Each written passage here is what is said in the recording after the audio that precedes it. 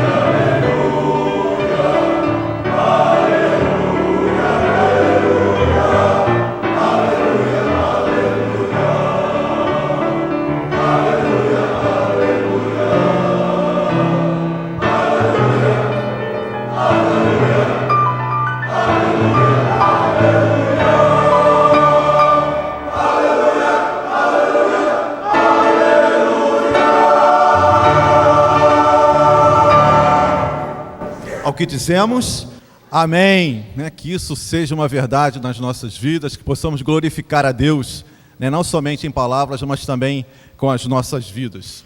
Vamos todos fazer a leitura, que está proposta aí no nosso programa de culto, do Salmo 118. Vamos todos juntos? Louvai ao Senhor, porque Ele é bom, porque a sua misericórdia é para sempre. Este é o dia que fez o Senhor, regozijemo-nos e alegremo-nos nele. Vamos nos colocar em pé e vamos cantar, ser engrandecido com toda alegria, com todo entusiasmo que o povo de Deus tem no seu coração.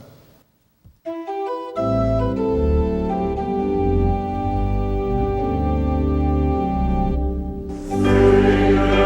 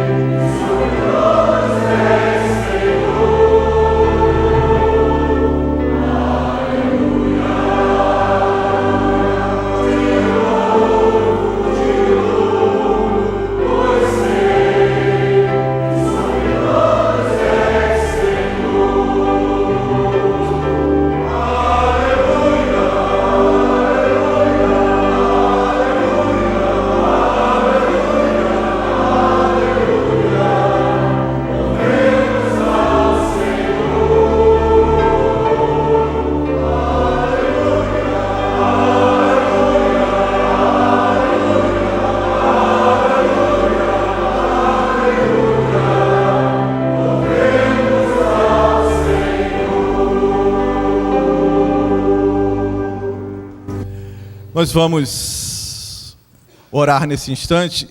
Eu gostaria de perguntar se tem alguém que gostaria de fazer essa oração, né, nesse instante. Uma oração voluntária. Algum voluntário? Às vezes as pessoas ficam perguntando, poxa, mas o pastor me dá a oportunidade de orar, né? Então, estou dando essa oportunidade. Chega aqui, meu irmão. É sempre bom orar, meus irmãos.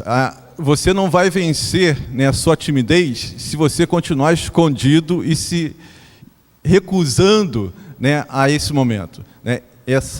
Eu sei que não é fácil, mas é bom a gente começar, né, devagarzinho, aprendendo, porque a oração é um privilégio que Deus nos deu de podermos falar com Deus, né? Nosso irmão, então, vai, nesse instante, elevar a Deus a nossa oração.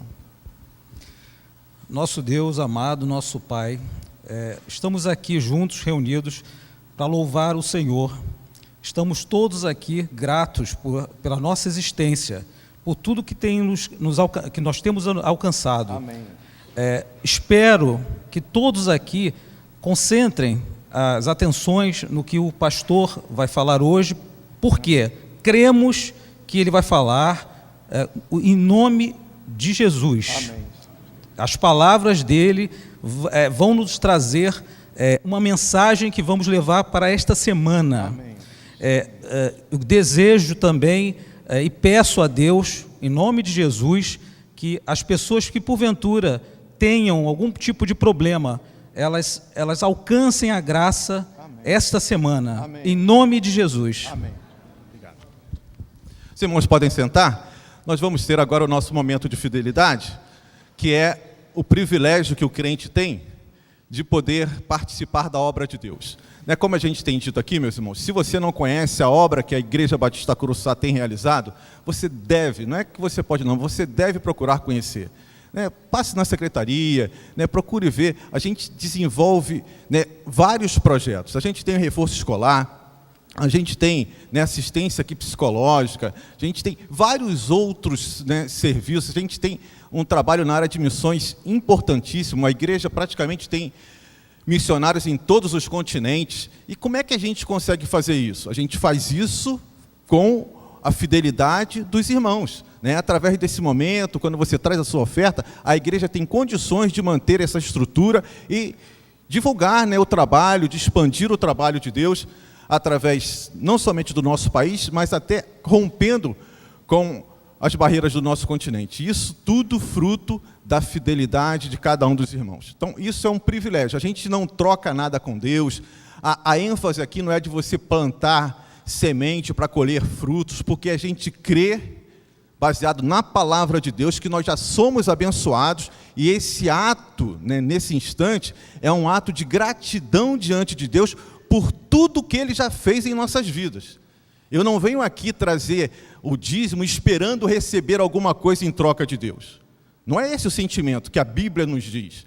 É justamente ao contrário, porque eu já fui abençoado por Deus, eu reconheço isso na minha vida, sei que eu sou completamente dependente dEle, é que eu tenho o prazer e a alegria de participar nesse instante. Então, com esse sentimento no coração, enquanto nós ouvimos uma música, você tem a oportunidade de vir aqui à frente, trazendo o seu dízimo e a sua oferta.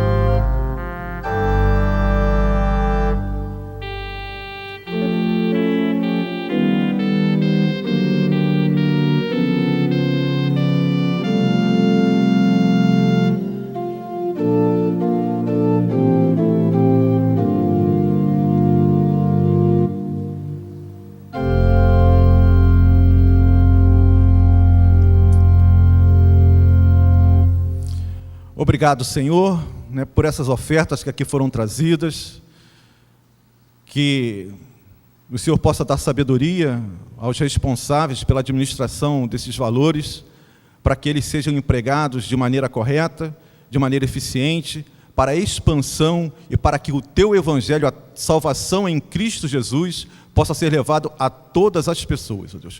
Em nome de Jesus, muito obrigado. Amém e amém. Os irmãos podem levar as salvas. Nós vamos ter mais uma participação do coro masculino. Agora, Eu Não Te Deixarei, mais uma música muito bonita que nossos irmãos, como instrumento de Deus, nos trarão nesta tarde.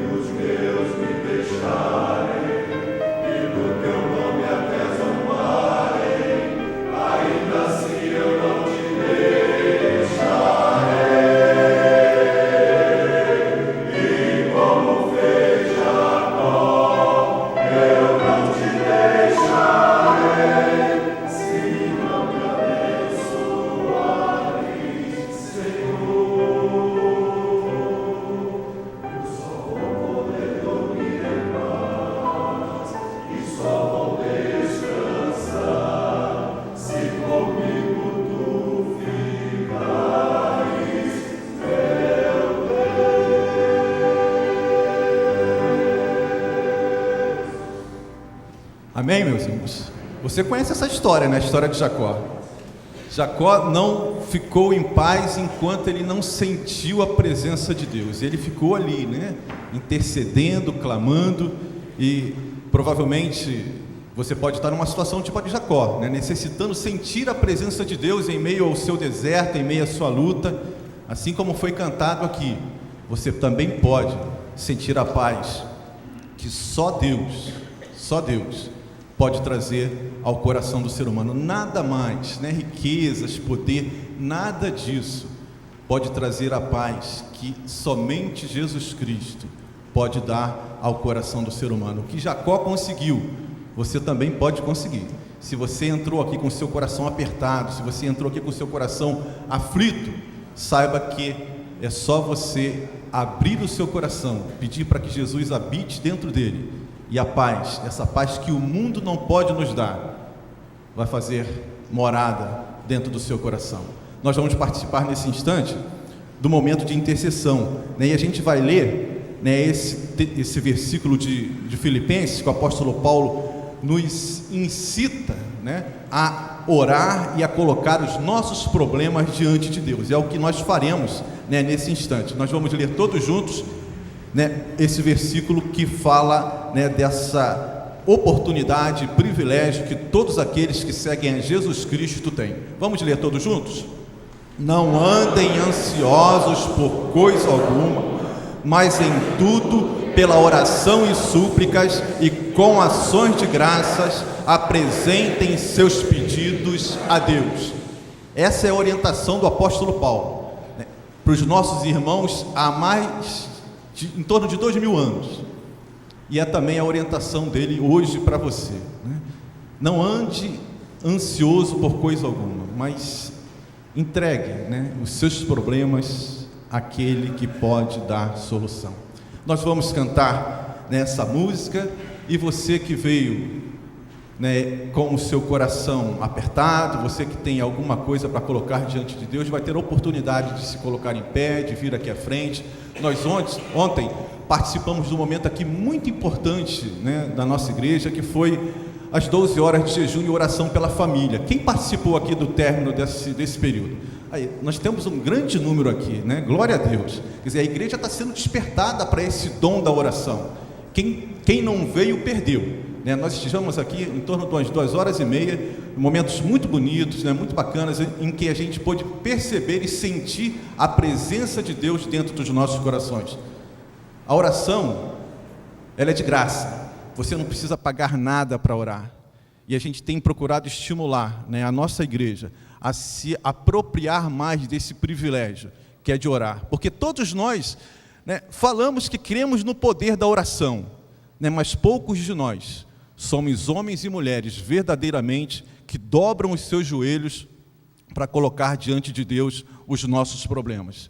E a Bíblia nos exorta a isso. E é isso que nós faremos agora nesse instante. Eu vou convidar o pastor José Maurício, ele vai estar aqui ao meu lado, nós vamos cantar essa música, logo em seguida ele vai orar e vai apresentar o pregador, né, desta tarde, que vai nos falar como instrumento de Deus, já preparado por ele para nós nesse instante. Então, nós vamos cantar, e se você quiser vir aqui à frente, se você quiser se ajoelhar, se você quiser ficar em pé, você fique à vontade, mas não deixe, né, não deixe de apresentar aquilo que você traz no seu coração. De repente, um exame que você vai fazer aí durante a semana, né, uma entrevista de emprego. A irmã Marilene, né, hoje perdeu o seu pai, nós devemos orar pela família, pedir para que Deus esteja intercedendo. É um momento muito difícil, e é um momento em que a igreja, né, se faz presente ali, colocando diante de Deus e sabendo que os ouvidos e os olhos de Deus estão sempre sobre aqueles que o buscam. Buscai o Senhor enquanto se pode achar. Você está vivendo um momento em que você pode buscar a Deus. Então não perca essa oportunidade.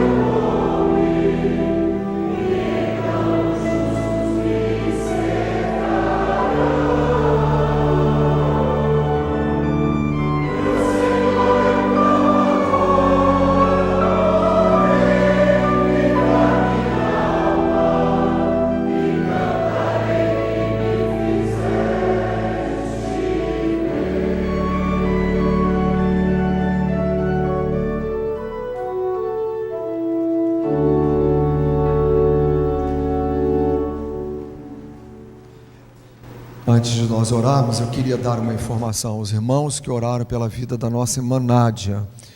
Os irmãos sabem que ela submeteu-se a mais uma cirurgia, na verdade, mais 2 cirurgias. Agora, recentemente, nós a visitamos e ontem ela me telefonou no final da tarde, me dizendo da sua grande felicidade, porque já há muito tempo ela cadeirante, como os irmãos sabem, ela sempre vinha com a sua cadeira de rodas e ficava aqui ao lado do órgão. Depois, mais uma cirurgia que ela precisou fazer, uma segunda cirurgia, não é? Ela operou-se numa semana, passaram mais alguns dias, ela teve que voltar ao centro cirúrgico.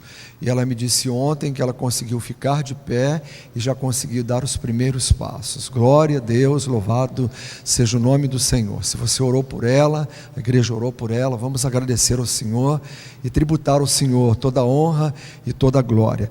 E o testemunho maior que ela deu, que o médico que a acompanha há 10 anos, que já fez nela várias cirurgias na sua coluna, como nós sabemos, ele ficou tão emocionado que ele entrou em lágrimas, ele começou a chorar por ver o que Deus fez. E ela disse: olha, doutor Ricardo, quem fez isso e quem tem feito isso na minha vida é o Senhor. Então vamos orar, também agradecendo a Deus por essa bênção na vida da Nádia. O nosso desejo é que ela possa voltar a caminhar e vir à igreja andando sobre os seus próprios pés. Nosso Deus, nosso Pai, o nosso coração se dobra diante de Ti, Senhor, e nós nos curvamos diante da Tua majestade, da Tua magnificência, do Teu poder, da Tua glória, da Tua majestade, da Tua autoridade, Senhor, porque sabemos que o Senhor é o Rei de todo o universo, que o Senhor tem o controle de todas as coisas nas Tuas mãos. Por isso, ó Pai, nesta hora, nós nos dirigimos ao Teu trono de graça, para dizer ao Senhor: muito obrigado, ó Deus, por tudo que o Senhor tem feito nas nossas vidas, na vida de cada um que aqui está, na vida da Nádia, que pediu para agradecer à igreja, as orações, por esta bênção que ela já tem recebido da parte do Senhor. Mas também nós queremos, ó Deus, colocar diante do Teu altar a vida daqueles que estão de pé neste santuário, aqueles que nos assistem pela internet, Senhor, que nesta hora estão precisando, necessitando de uma intervenção Tua, Senhor. Pedimos ao Senhor que o Senhor estenda agora a Tua mão de poder, a Tua mão de cura, a Tua mão de milagre, a Tua mão de transformação, e que o Senhor possa, ó Deus, tocar em cada vida, em cada pessoa que nesta hora eleva a sua voz diante do Senhor para te suplicar uma bênção, para te pedir, ó Deus, que Tu possas abrir uma porta, para que o Senhor possa resolver um problema de saúde, para que o Senhor possa interferir na vida, no lar, na família, no trabalho de cada um que aqui está. Recebe, ó Deus, a nossa gratidão, e recebe, ó Deus, acima de tudo também a nossa petição, porque para quem iremos nós, Senhor, senão a Ti? Porque nós confiamos no Teu poder. É por essa razão, ó Pai, que nós nos dobramos diante do Senhor, para dizer ao Senhor que nós esperamos sim, Senhor, que o Senhor ouça a nossa oração, e que o Senhor a atenda segundo a Tua vontade, e que o Senhor dispense sobre a nossa vida a bênção que cada um de nós está necessitando. É a nossa oração, é a nossa gratidão, e nós a fazemos em nome de Jesus. Amém. Os irmãos podem sentar. Antes de dar a palavra ao pastor Israel, para que ele possa fazer a apresentação do nosso preletor dessa noite, o pastor Osenir me pediu então que avisasse aos irmãos que amanhã, né, ele vai retornar ao estudo da carta de Romanos no capítulo 8, culto então às 19 horas, não é isso, Alcenir? Confirmadíssimo, e ele vai estar aqui para ministrar essa série de estudos que ele está fazendo na carta aos Romanos. Pastor Israel Belo de Azevedo tem a palavra. John, por favor.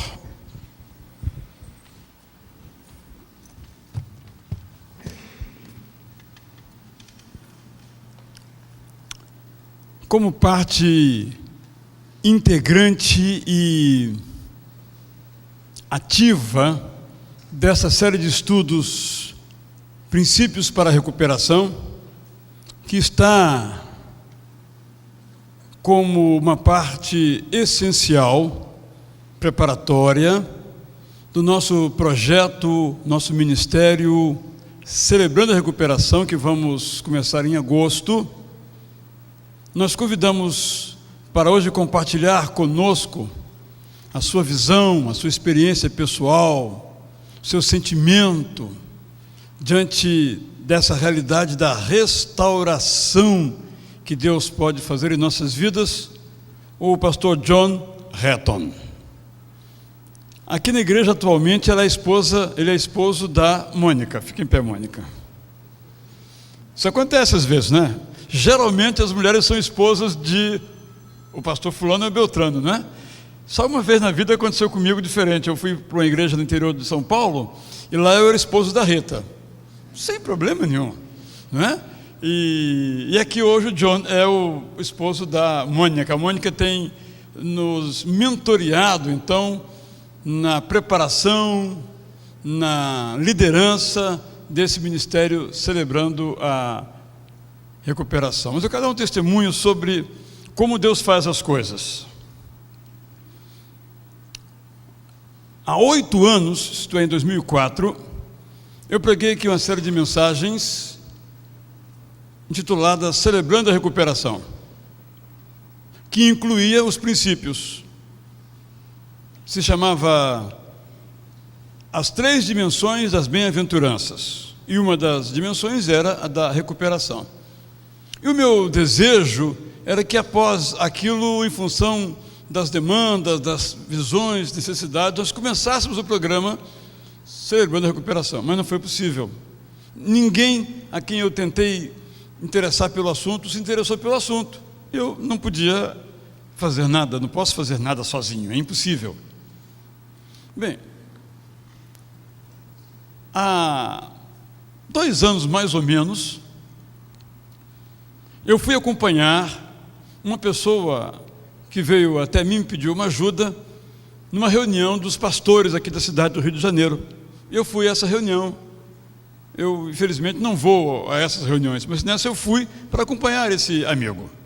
E lá me dei de cara com o John, que estava, então, no Brasil, porque ele nasceu aqui, ele é filho do missionário Alvin Hatton, que foi o fundador do Sítio do Sossego, líder nacional dos embaixadores do Rei no Brasil. E aqui, então, ele se casou e desapareceu, não é? Eis que o encontro, ele me conta toda a história, casado com a Mônica, e conversa vai, conversa vem, o que ele está fazendo, o que está fazendo no Brasil, porque ele é missionário da junta, antiga junta de Richmond, né? Hoje International Mission Board, antes era Foreign Mission Board, hoje chamada de Junta de Missões Mundiais da Convenção Batista Sul dos Estados Unidos. Aí eu disse, então eu quero conhecer a Mônica, porque eles estão envolvidos nesse Celebrando a Recuperação, que é algo que eu tenho buscado fazer, já visitei várias igrejas com esse projeto. E aí ele respondeu, depois de alguns dias, o meu e-mail, e então a Mônica caiu do céu, essa é a palavra, aqui na nossa igreja. Então hoje, como ele também não é apenas uma testemunha, não é apenas um motorista da Mônica, mas é alguém que ativamente participante desse ministério na vida dela, da sua família, da igreja onde hoje eles atuam, já fizeram isso em outros lugares, eu o convidei para hoje então nos falar sobre esse assunto, uma das dimensões da celebração da recuperação. Então, John, com grande alegria, com gratidão a Mônica e a você, nós iremos ouvi-lo nesta noite. Obrigado, bem-vindo mais uma vez à nossa igreja. Muito obrigado, pastor. Bom, muito obrigado, pastor. E também para mim é uma honra estar aqui hoje à noite como o marido da Mônica. E então, queria perguntar para vocês se vocês sabem, eu descobri, pastor, aqui um fenômeno muito interessante. Vocês sabem que quando a pessoa vai envelhecendo, ela muitas vezes chega numa fase que ela começa a encolher. Não sei se vocês sabiam que tem prédios, edifícios, que fazem a mesma coisa. Eu, há mais ou menos 50 anos atrás. Eu sentava aqui em cima, onde está esse casal aí, talvez um pouco mais atrás, com minha mãe, e eu ficava durante o culto prestando muita atenção no desenho que eu estava fazendo. Mas hoje eu sou desenhista, então acho que valeu a pena. Mas naquela época eu olhava aqui para baixo, esse prédio era enorme, essa igreja, esse templo era enorme. E hoje, eu não sei, eu cheguei assim, depois quando a gente chegou aqui um ano atrás e tal, e vindo aqui para Itacuruçá às vezes, eu reparei que por alguma razão o prédio encolheu. Eu não sei como aconteceu isso, mas os prédios parece que fazem isso às vezes também. Bom, hoje à noite eu gostaria de falar sobre um assunto que nos trouxe todos aqui hoje. Ninguém estaria aqui se não fosse pela graça de Deus. E então nós queremos pensar um pouco sobre esse assunto hoje à noite, porque sem a graça de Deus não existe nenhuma possibilidade, nem remota, de recuperação. E então hoje queremos falar sobre esse assunto.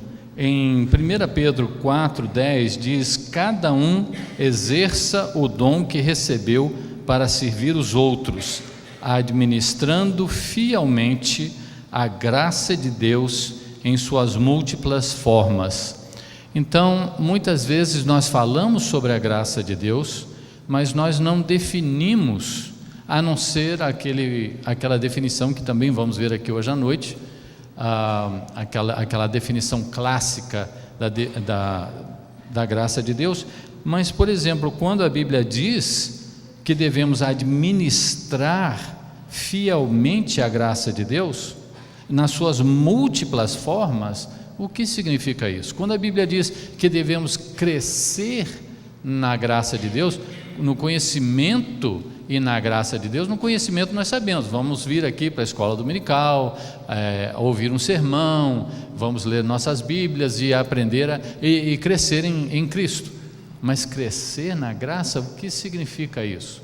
Então, não sei se vocês, de repente aqui vocês já estudaram isso, mas em todas as igrejas que eu já frequentei, todos os sermões, estudos que eu já ouvi, eu nunca, pelo menos não me lembro, né? Depois dos 50 também a memória começa a perder um pouquinho aí a parada, mas eu não me lembro de nunca ter ouvido alguém falar: olha, crescer na graça significa, administrar a graça de Deus significa. Então, queremos ver um pouquinho disso aí hoje à noite, um desafio para a gente. Na Bíblia existem muitas referências. No Novo Testamento, vocês sabem, né, que um assunto tão importante assim, existem muitas referências. Então eu quebrei aí as regras aí do PowerPoint, né, do Data Show, e coloquei um monte de texto aí. Não é para fazer isso, mas é para mostrar a quantidade de versículos e de vezes que a graça de Deus aparece. Eu queria só mencionar essas aí que estão ressaltadas aí, que a graça foi predita pelos profetas, que nós fomos escolhidos pela graça, que nós somos salvos pela graça, que nós devemos crescer na graça e que é bom ser fortificado pela graça e que a graça nos ajuda a resistir maus desejos. Vamos continuar, porque tem mais 2 lâminas dessas parecidas com essa aí. A outra fala sobre Deus, que é o Deus da graça. Fala sobre a multiforme ou multicolorida graça de Deus, porque nesse versículo que nós citamos aí, 1 Pedro 4,10, quando diz a graça de Deus nas suas múltiplas formas, essa palavra no original, esse termo no original, pode significar também nas suas cores diferentes. Então, multicolorida, multidimensional, que é a graça de Deus. E, além de tudo, também o que nós dizemos deve estar cheio da graça de Deus. E, por último, o Evangelho é uma mensagem da graça de Deus. É por isso que Evangelho significa boas novas, né? São boas notícias, que Deus nos dá, porque é justamente a mensagem da graça de Deus. A graça de Deus é suficiente para nossas fraquezas e a graça de Deus direciona as pessoas para si. Também quando nós contribuímos para as necessidades dos outros, contribuímos para a igreja, para ministérios, isso a Bíblia chama de um ato de graça. Então aí a gente também participa, né? A gente recebe a graça e vai passando a graça para frente. E devemos pôr toda a nossa esperança na graça que receberemos quando Cristo voltar. Às vezes a gente fica preocupado, quando Cristo voltar, será que eu vou estar preparado? Não, você não vai. Bom, eu não posso falar por você, mas eu acho que eu não vou estar preparado. É como quando a gente casa, né? A gente prepara, mas nunca está preparado. E então, até com a volta de Cristo, a nossa fé, a nossa esperança deve estar na graça dele, porque nós nunca vamos estar completamente preparados para o nosso encontro com ele. Bom, vamos então definir a graça, aquela definição que todo mundo já sabe, né? A graça é o favor imerecido ou o favor não merecido de Deus. Mas quando nós falamos sobre isso, então o que queremos dizer com isso, né?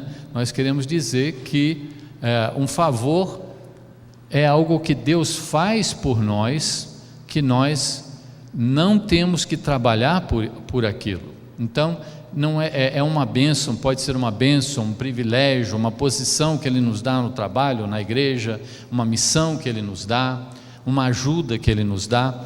Então é algo que Deus faz por nós sem a gente ter trabalhado, comprado, pagado por isso. É algo que Ele dá livremente, de graça para a gente. Então vamos avançar aí. E a graça e a misericórdia, muitas vezes nós falamos sobre esses assuntos quase que intercaladamente. Então às vezes a gente fala sobre a graça, às vezes, e na verdade estamos pensando na misericórdia, às vezes falamos da misericórdia, estamos pensando na graça. E é verdade, porque as duas andam realmente juntas, andam de mãos dadas, na verdade. Então qual é a diferença entre a graça e a misericórdia? Alguém definiu isso. Você sabe que os americanos gostam muito de definições, né? E alguém definiu, e eu gostei muito dessa definição. A misericórdia é quando Deus não nos dá o que merecemos, e a graça é quando Deus nos dá o que não merecemos. Uma vez eu falei isso e o pessoal, mas eu não completei aí com o que está em parênteses, né? Eles falaram, como assim? Eu falei, não, o que nós merecemos por causa dos nossos pecados, das nossas falhas e tudo isso é a punição. A misericórdia de Deus é que Ele não nos pune, porque Ele é misericordioso. E a graça de Deus é quando Deus nos dá o que não merecemos, ou seja, a salvação, o perdão.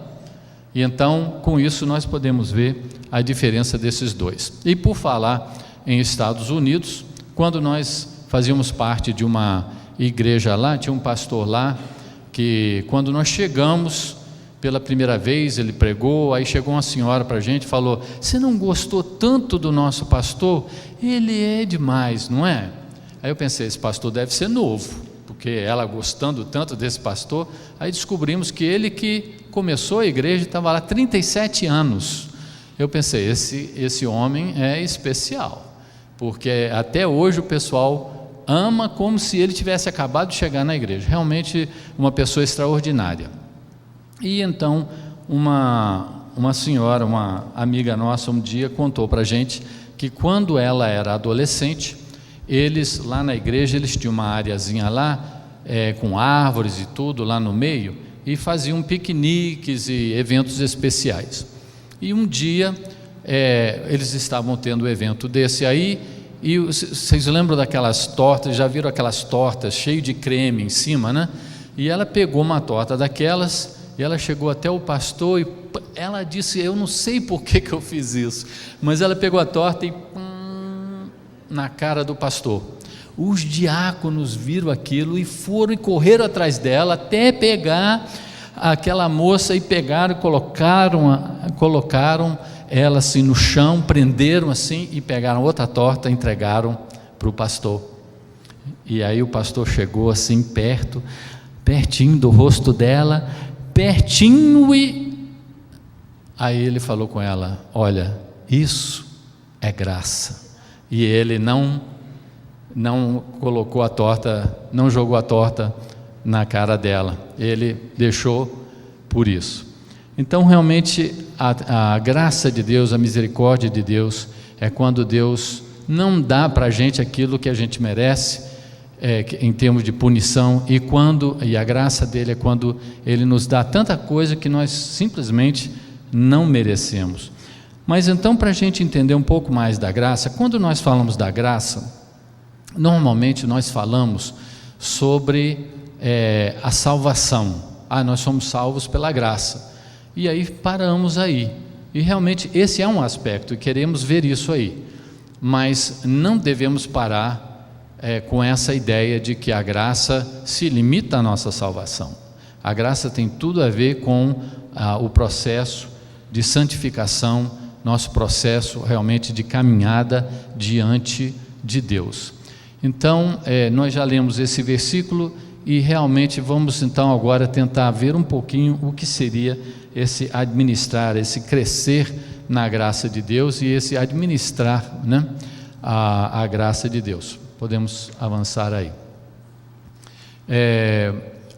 O outro versículo que mencionamos, né, 2 Pedro 3,18, que fala de crescer na graça e no conhecimento. Então vamos passar adiante e vamos ver que existem alguns aspectos da graça que eu gostaria de falar, porque a Bíblia diz que a graça de Deus é multiforme, multidimensional, multicolorida. Então vamos ver algumas dessas dimensões.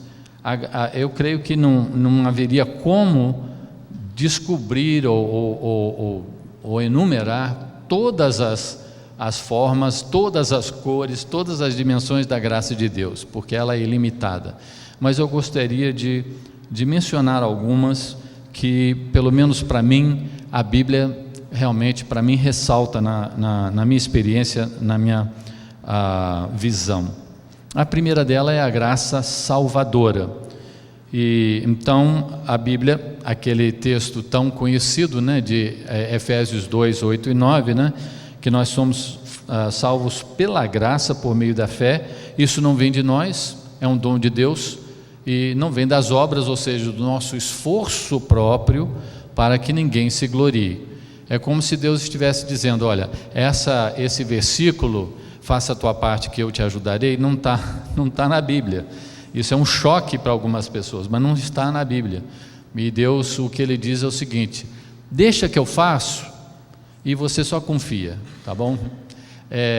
Você só confia e a Bíblia deixa bem claro que depois de pensar em tudo, depois de colocar todos os itens aí na folha, realmente a coisa básica para a salvação é arrependimento e fé. Jesus ensinou isso, João Batista pregou isso, e se a gente analisar, a gente vai ver que o apóstolo Paulo, o apóstolo Pedro, essa é a mensagem, até do Antigo Testamento a gente vê essa questão de arrependimento e fé, arrependimento e fé.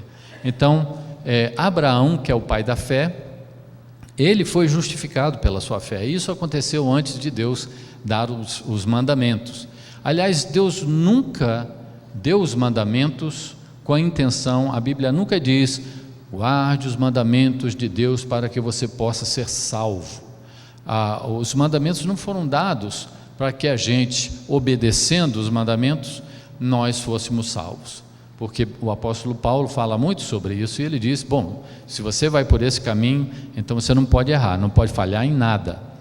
E então nós sabemos que Deus não colocou a lei no sentido da gente obedecer às leis de Deus e sermos salvos através do nosso esforço, do nosso mérito próprio. Isso aí não é possível, teríamos que guardar tudo. Então Deus nos oferece uma outra saída. Inclusive nós poderíamos dizer que a graça de Deus é a maneira que Deus nos dá, é a maneira que Deus providencia para a gente de nos dar uma chance, sem Ele baixar os seus padrões, sem nivelar por baixo. Então Deus não diz, pode fazer isso tudo aí, não tem problema. Ele diz, não, tem problema, isso é pecado, está errado. Mas se você pecar, então você se arrependendo e você colocando sua fé no meu filho, ele pagou o preço muito caro com a sua própria morte pelo seu pecado. Então Deus não deixa barato, Deus não diz, isso aí é graça barata, não tem problema, pode fazer o que você quiser que não tem problema. Não é isso. Inclusive Paulo fala também sobre isso, lá em Romanos 6, de que se a pessoa tem essa visão, ela não entendeu, não caiu a ficha e realmente Deus não está, a graça não está mexendo na vida daquela pessoa. Bom, então nós temos em primeiro lugar essa primeira dimensão, que é a graça salvadora ou redentora, e a nossa reação, a nossa resposta a esse aspecto da graça de Deus deve ser então fé e arrependimento, ou arrependimento e fé. O segundo aspecto da graça que queremos destacar aqui é a graça perdoadora. Em Neemias 9:17, a segunda parte do versículo diz: mas tu és um Deus perdoador, um Deus bondoso. Algumas versões dizem cheio de graça ou gracioso, e misericordioso, muito paciente e cheio de amor, por isso não os abandonaste. Então, o segundo aspecto da graça de Deus é que às vezes, eu creio que não só às vezes, mas muitas vezes, depois de salvo, nós tropeçamos, né? Pedro diz que tropeçamos em muitas coisas, e então o que fazer? Porque quando Cristo morreu pelos nossos pecados, morreu por todos os nossos pecados, mas quando nós pecamos, nós temos que voltar ao Pai e dizer, olha, eu falhei, temos que confessar isso, temos que admitir isso, temos que chegar ao Pai e pedir a sua graça perdoadora na nossa caminhada diária com Ele. E Deus é um Deus perdoador, e Deus é um Deus cheio de bondade, cheio de amor. Então, na graça perdoadora, qual é a reação que nós devemos ter? É a confissão. A Bíblia diz lá em 1 João 1,9, diz: se confessarmos os nossos pecados, Ele é fiel e justo para nos perdoar e nos justificar de toda injustiça, né? A injustiça não é, às vezes, eu não gosto muito dessa tradução, eu sei que isso é assim no português e em espanhol nas nossas Bíblias, mas a palavra é retidão, né? No original, a ideia realmente é mais de retidão. A gente fala justiça e injustiça, dá quase aquela ideia de um juiz ou de uma coisa assim, de justiça social. Não, é aquela ideia de você romper, de você quebrar aquele padrão divino, que a justiça ou a retidão é o padrão do reino de Deus. E então, quando nós confessamos, inclusive a gente fica meio preocupado, né, pensando no reino de Deus, tem aquela lista, né, que fala sobre aqueles que não vão herdar o reino de Deus, que não vão entrar no reino de Deus, e são pessoas que praticam certos pecados, mas a lista é bastante inclusiva, e se a gente olhar lá, opa, será que, será que então eu não vou herdar o reino de Deus? Porque às vezes eu tropeço nessa área e naquela área lá, mas aí que está o remédio para o andar cristão. Se confessarmos os nossos pecados, esse versículo nos traz uma promessa que é realmente impressionante. Deus é fiel, então nós podemos confiar mais uma vez na graça dele, que significa algo que Ele vai fazer por nós.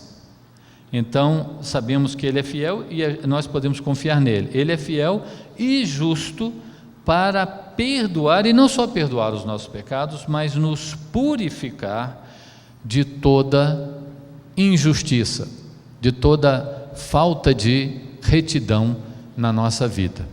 Ele é fiel e podemos contar nele para isso. Então, qual é a reação que Deus espera da gente diante da graça perdoadora dele? É a confissão. É a confissão, é a gente admitir, olha, eu tropecei. Não é a gente tentar esconder isso, tá?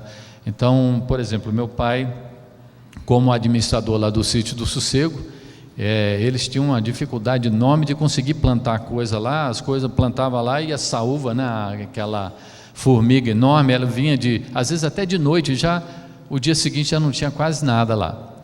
E aí eles descobriram uma área lá que tinha um riachozinho e parece que as formigas não tinham passado para o outro lado, então começaram a plantar alguma coisa. Então aquilo era muito precioso, porque era algo que tinham tentado por muitos anos e finalmente estava crescendo lá milho e outras coisas lá. E o Sítio do Sossego, o acampamento, tinha uma regra de que os acampantes não podiam tirar as jacas e não podiam tirar as goiabas e não podiam, obviamente, tirar lá o milho que estava crescendo. E, por coincidência, meu pai e um amigo dele estavam mostrando o sítio e eles tinham subido numa montanha lá, num monte, e estavam olhando lá, quando eles veem um rapazinho entrando lá naquela plantação lá de milho e colhendo milho e colhendo, e eles vendo tudo, assim como se, estou vendo lá, mas o rapaz não olhou para cima, não sabia que ele estava sendo visto. Então depois eles o confrontaram e meu pai chegou e falou: olha, você foi lá e pegou milho? Não, eu não, de jeito nenhum. Está parecendo até a Copa, né, onde tem uma falta atrás da outra. Já repararam a reação? A pessoa entra lá, pá, tal, aí, cartão amarelo, a pessoa, que isso, juiz? Eu sou tão inocente. Mas então, o que é que Deus quer diante da gente? Ele já sabe que nós tropeçamos, Ele já sabe que nós pecamos, Ele já sabe que nós falhamos. Ele não quer desculpas da gente, é igual os pais, né? Quando vem um filho, o pai já sabe, ele foi lá e fez isso. Eu digo os filhinhos, né? Os filhos maiores às vezes é mais difícil de acompanhar, mas já sabe, e o que ele está querendo ou ela está querendo ouvir, e o que Deus está querendo ouvir é a nossa confissão e não um monte de desculpas. Vamos então para o próximo aspecto, penúltimo que nós vamos mencionar aí, que é a graça restauradora. Então, nessa graça restauradora que entra muito esse aspecto de celebrando a recuperação, que a graça de Deus, ele nos devolve aquele lugar que nós perdemos. Hoje nós estávamos ouvindo lá na nossa igreja, realmente nos impactou muito, o testemunho do pastor, como que é o nome dele, Mônica? Arlen parece, lá de São Paulo, da PIB de São Paulo, da Primeira Igreja Batista de São Paulo, e ele havia feito uma decisão de aceitar a Cristo e tal, e eu não vou contar aqui, porque de repente um dia ele vem aqui e fala também, mas ele passou muitos anos longe, assim, numa situação terrível, e Deus foi lá e o resgatou e o restaurou. Hoje ele é um dos pastores lá da igreja e sai pelo Brasil afora contando a sua experiência, trazendo esperança para aqueles que já perderam toda a esperança. A graça de Deus, ela restaura as pessoas e devolve aquela posição para elas. Então eu queria mencionar rapidamente aqui, a gente poderia até se deter um pouco mais, mas não temos tempo para isso, a restauração de Pedro, que a gente pode ver lá em João 21, de 15 a 17, João 21, de 15 a 17, simplesmente sabemos que Pedro havia negado a Cristo 3 vezes, e Jesus, depois de ressurreto, aparece na praia, lá para Pedro, e ele pergunta para Pedro se ele o ama, e então ele diz: então cuida do meu rebanho, dos cordeirinhos. E ele vai 3 vezes, Jesus o afirma, ele dá a chance de Pedro dizer que ama a Jesus, e então ele diz para ele: olha, você tem uma posição no meu reino, você tem um lugar de importância. E ele restaura Pedro e devolve a ele não só um lugar de dignidade, mas dá uma posição maior do que ele jamais poderia imaginar, que era de líder, o primeiro líder da igreja. Então, realmente, a graça restauradora de Deus é algo impressionante. A Bíblia diz que o Senhor concede graça aos humildes. Provérbios 3:34, e esse mesmo versículo aparece em vários lugares na Bíblia, que Deus, ele exalta os humildes, mas ele põe para baixo os arrogantes, né? Deus concede graça aos humildes. Então, o que Deus espera da gente é humildade. E o que significa humildade? Humildade não quer dizer que a gente acha que nós somos assim, pessoas terríveis que não têm.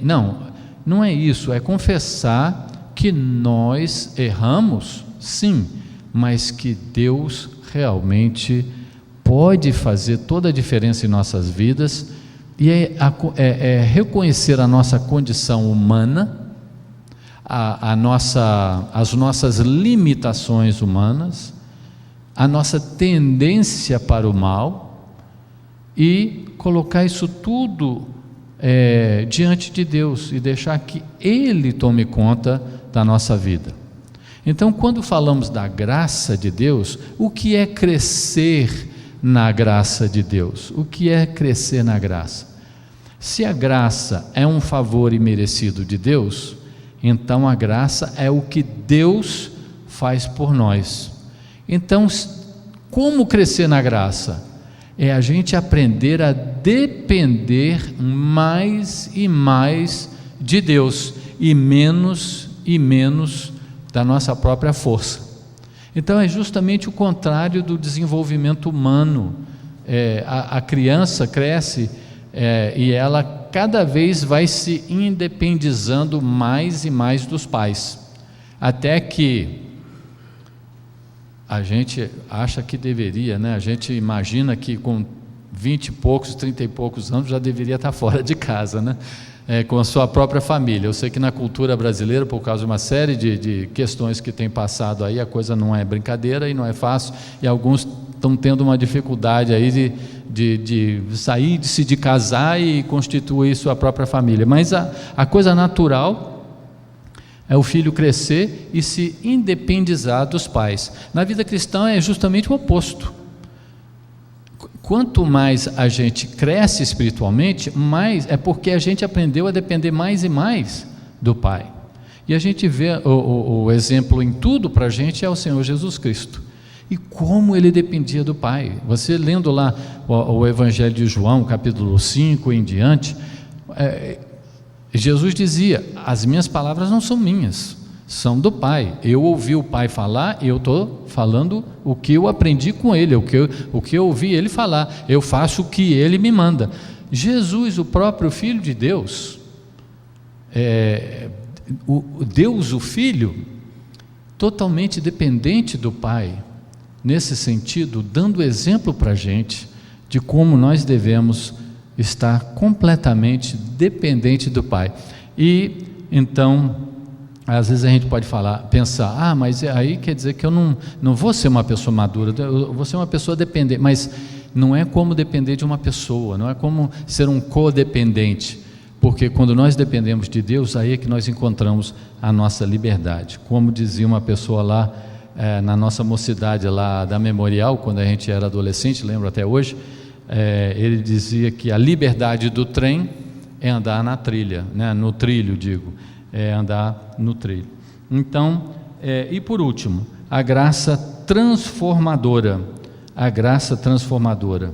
Então nós vimos aí que a graça de Deus tem a dimensão salvadora, a dimensão perdoadora, a dimensão restauradora e, por fim, então, a graça transformadora de Deus. 2 Timóteo 2,1 diz: portanto, você, meu filho, fortifique-se na graça que há em Cristo Jesus. E aí nós temos um outro versículo, que eu vou ler esse versículo, essa passagem toda, Tito 2, 11 a 14, e não precisamos, na verdade, nem comentar isso aí, porque a Bíblia é o melhor comentário da Bíblia, né? A Bíblia é o melhor comentário da Bíblia. Então, Tito 2, de 11 a 14 diz: porque a graça de Deus se manifestou salvadora a todos os homens.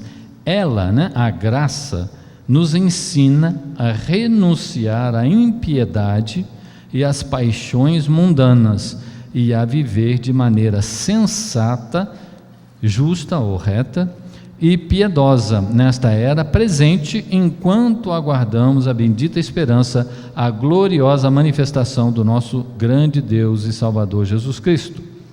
Ele se entregou por nós a fim de nos remir de toda a maldade e purificar para si mesmo um povo particularmente seu, dedicado à prática de boas obras.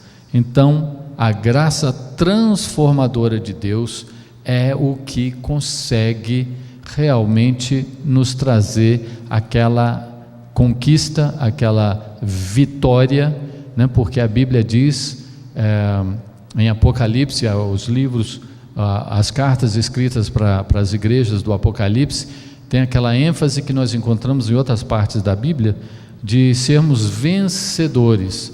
Como que nós podemos ser vencedores? Crescendo na graça, administrando a graça de Deus, deixando a graça nos restaurar, deixando a graça nos transformar a cada dia, recebendo essa graça de Deus, vivendo na graça de Deus, dependendo do poder de Deus, da obra de Deus em nossas vidas, e não tentando viver a vida cristã na nossa própria força, porque nós não temos essa força. A vida cristã não é isso. Não é aquele legalismo, eu vou tentar mais, eu vou fazer um esforço maior, eu vou ser disciplinado, Não, tudo bem, é bom ser disciplinado, mas a vida cristã, ela não é vivida pelo esforço e pela disciplina humana, e sim pela graça de Deus, ou seja, Deus vivendo a sua vida através de nós, Deus nos dando forças em cada situação de tentação e provação. Então, qual é a nossa resposta, a nossa reação, o que Deus espera da gente diante da graça transformadora? É a entrega. Essa é a resposta, essa é a reação que Deus deseja, que Deus espera da gente, é a entrega. Então, concluindo, eu queria ler mais um versículo da Bíblia como conclusão, que é realmente o que eu desejo para vocês, que é Atos 20, 32. Agora eu os entrego a Deus e a sua palavra, a palavra de sua graça, que pode edificá-los e dar-lhes herança entre todos os que são santificados.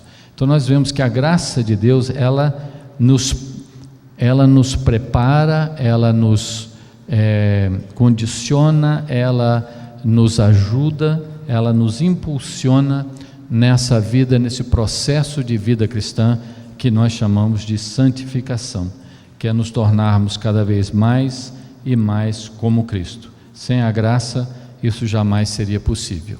Que Deus possa abençoar as nossas vidas e que possamos aprender cada vez mais sobre a graça de Deus, como administrar a graça de Deus e como crescer na sua graça. Que Deus nos abençoe.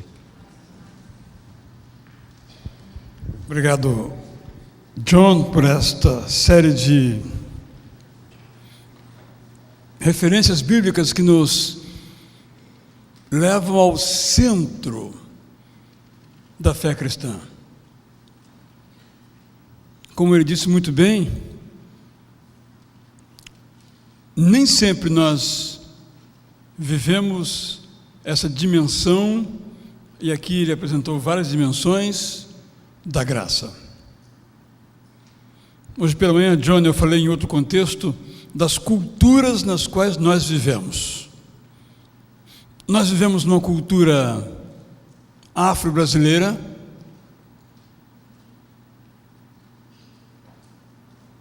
segundo a qual o mundo é povoado por espíritos que atacam as pessoas. Nós vivemos numa cultura católico-romana,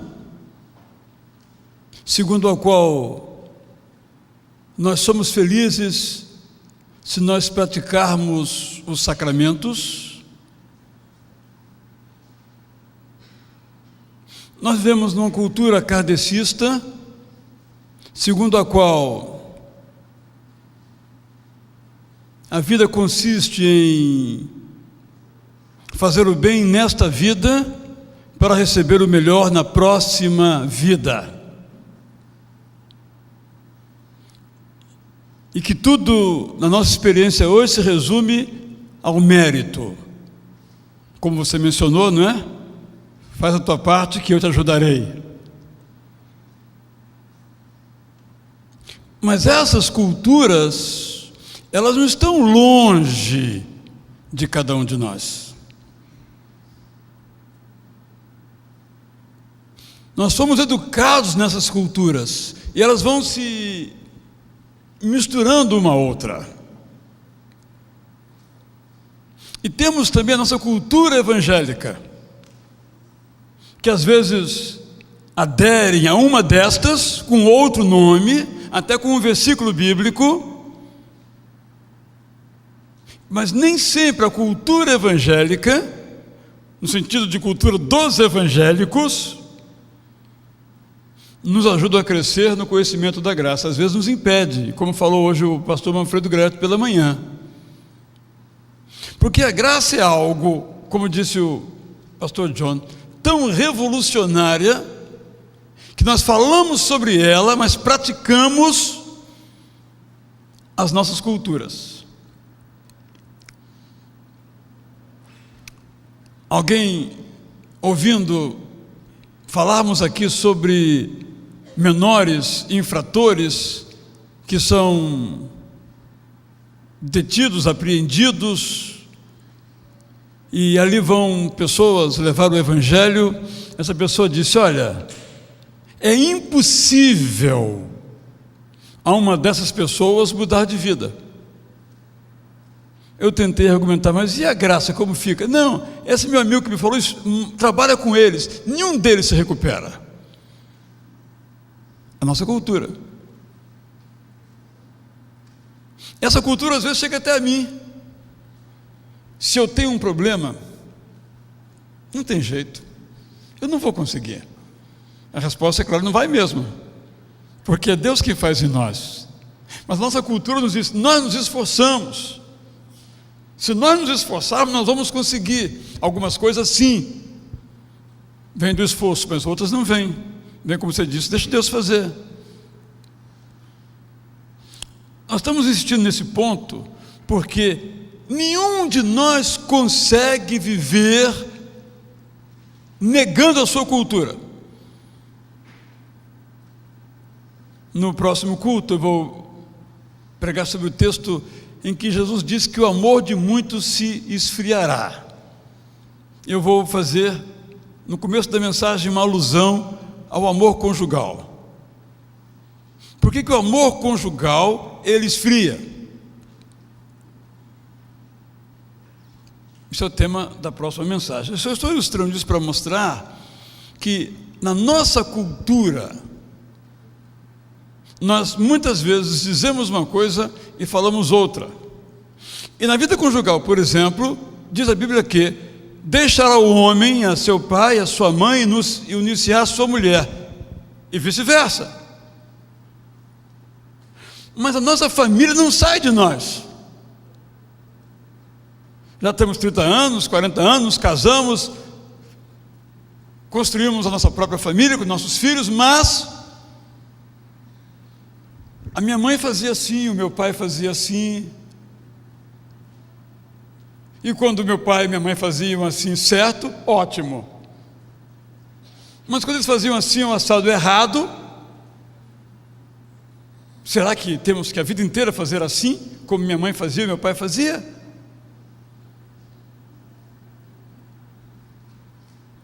Então, nessa série, que hoje tivemos essa continuação, e vamos domingo que vem prosseguir, não vai ter jogo nenhum da seleção, de nenhuma seleção, podemos então descansar um pouquinho e vir para cá, como estamos aqui hoje. Estamos vendo que a restauração, uma das dimensões da graça, é algo absolutamente possível. Mas sabe, Mônica, algumas pessoas já desistiram de si mesmas. Vocês sabem que eu tenho um problema, eu confessei aqui. Hoje nós saímos daqui, eu fui a um restaurante almoçar rapidinho para ir para um funeral. E aí o taxista, nosso irmão Dalton, né, que eu chamei, falou: eu estou no restaurante e tal, você me pega lá e de lá você me leva para o cemitério. Aí ele disse: olha o regime, hein? Aí eu falei: poxa, você quer que eu coma? Quando me encontrei com ele, aí ele, com muito amor: e aí, já aprendeu a comer mais devagar? Eu disse: ainda não, mas eu não desisti de mim ainda. Claro, eu sempre digo que menciono uma coisa que não tem grandes problemas. Também falei do meu medo do escuro, não é? E posso dizer que tenho feito progressos extraordinários. Ainda o coração dá aquela batida mais forte, mas é rápido, já logo se acalma. Porque trauma é trauma, né? Mas ele não pode me dominar. Eu também tenho outras áreas que Deus está trabalhando na minha vida, mas eu não desisti de mim. Por que eu vou desistir de mim se Deus não desistiu de mim? Então não há nenhum problema, nenhuma dificuldade, nenhum vício, vamos colocar as palavras claras, que eu contraí, um mau hábito que se tornou um padrão na minha vida, uma ferida que me fizeram. Essa semana eu fui visitar uma pessoa e ela me contando o drama em lágrimas, multifacetado. Eu disse: vou dizer uma coisa muito difícil para a senhora, que talvez se eu ouvisse como a senhora vai ouvir agora, eu não praticasse. Mas a senhora tem que perdoar o seu pai. Ele já morreu. Não há nada que a senhora possa fazer para que ele se arrependa. Ele já morreu. E a senhora está deixando que ele, já morto, também mate a senhora. Mas isso eu não consigo. Eu disse: vai morrer junto, porque não consegue perdoar. É só um exemplo de como isso é forte e como às vezes é fácil a gente falar, mas como é difícil a gente vivenciar nesta área, naquela área. Talvez tenha gente aqui que sabe que é bom perdoar, é bom até para a saúde perdoar, mas não consegue perdoar. Mas Deus ainda continua dizendo a você: eu perdoei você, então perdoe. Dei um exemplo, uma ferida que você recebeu, vai ficar a cicatriz.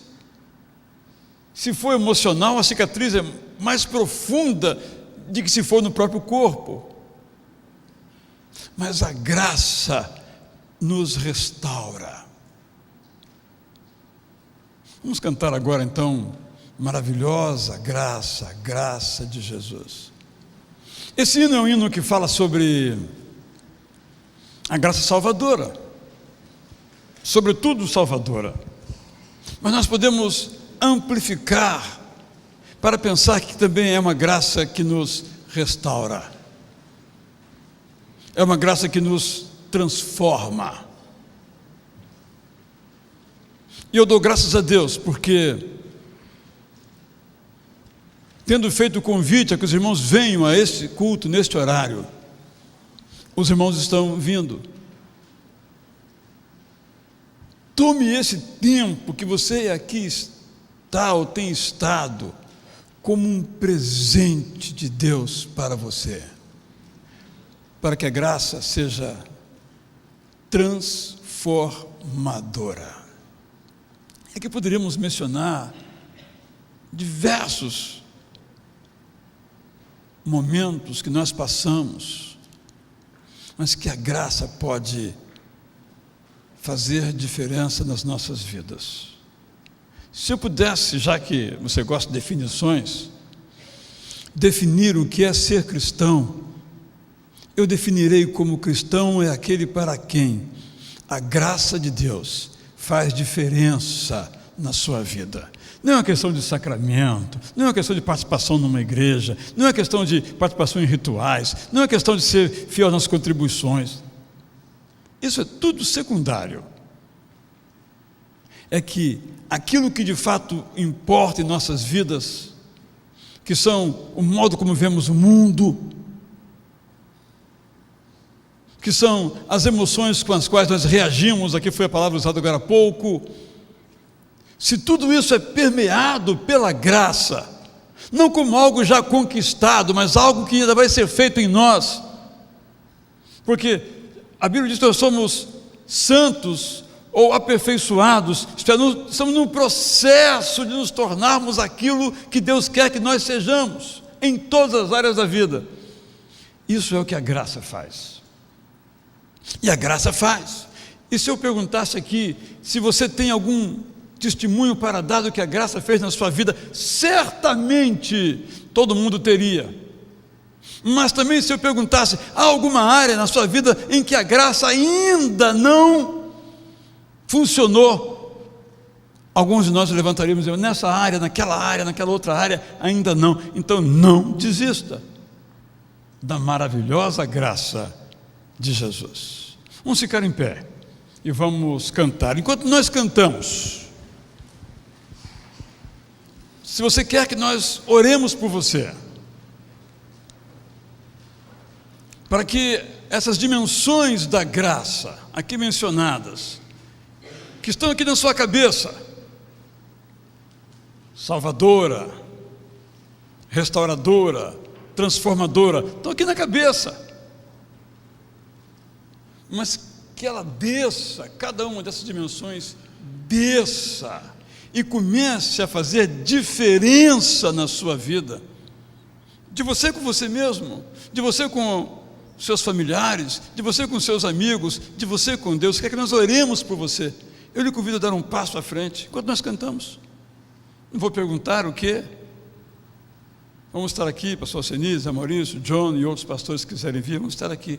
Vamos orar por você. Vamos pedir que Deus faça com que essa graça desça aqui da região onde está o cabelo e alcance toda a nossa vida, porque isso é que faz diferença. Cantemos então. Amém.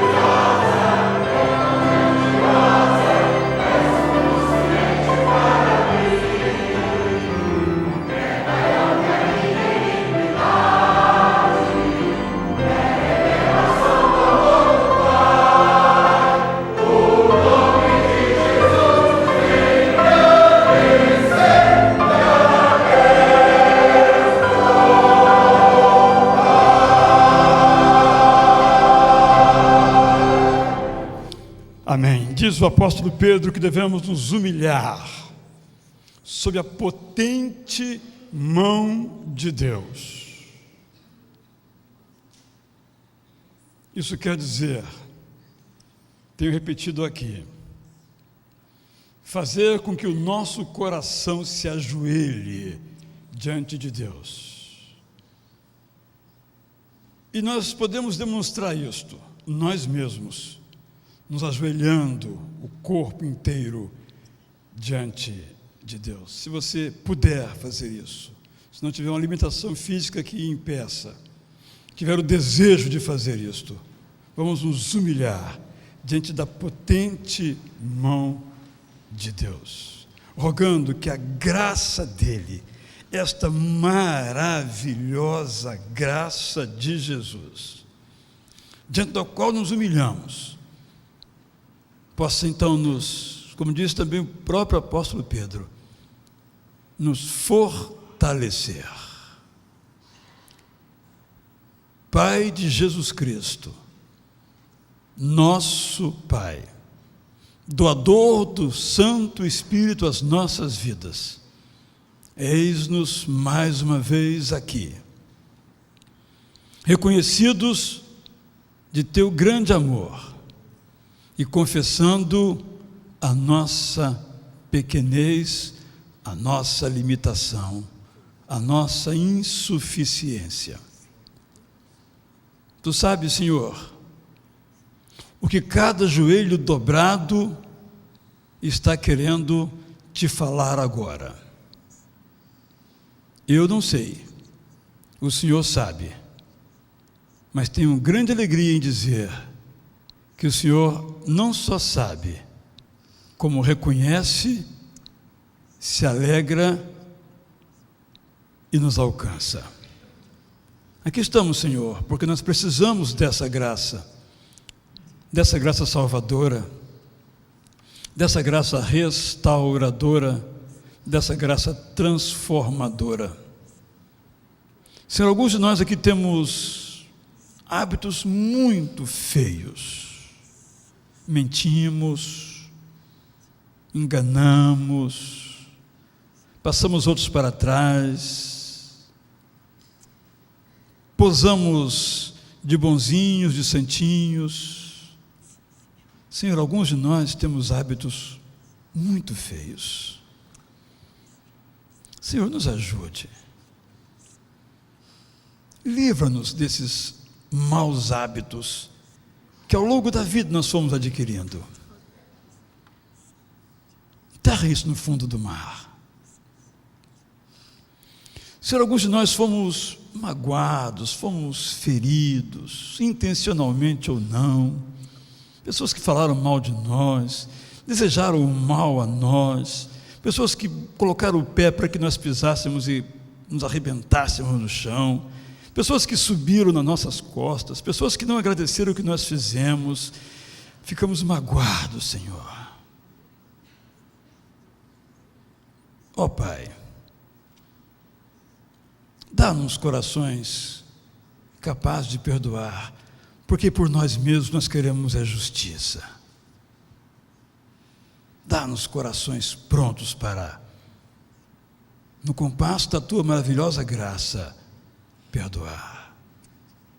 Sara as nossas feridas, Senhor. Remove as cicatrizes até, para que nós possamos olhar para o nosso próprio corpo, nossa própria história e dizer: ó Deus, obrigado, porque o Senhor nos restaurou. Alguns de nós, Senhor, temos outros problemas, medos, traumas. Senhor, às vezes nós chegamos a ver o próprio corpo da gente tremendo, com experiências que parecem que vão se repetir, palavras que nos foram ditas, socos que nos foram dados, nos marcaram.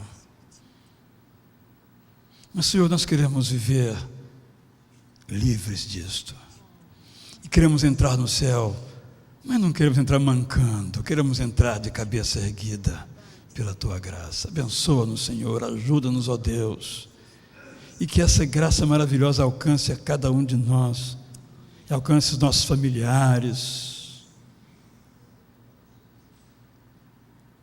Pode ser, Senhor, que haja aqui alguém achando que seu caso não tem mais jeito, dê jeito.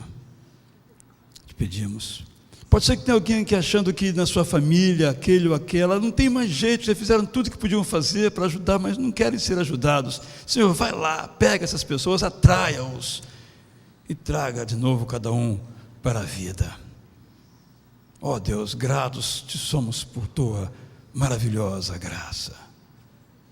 Recebe a nossa oração, junto o nosso desejo de uma vida que transborde, porque para isso o Senhor nos fez. Oramos em nome de Jesus.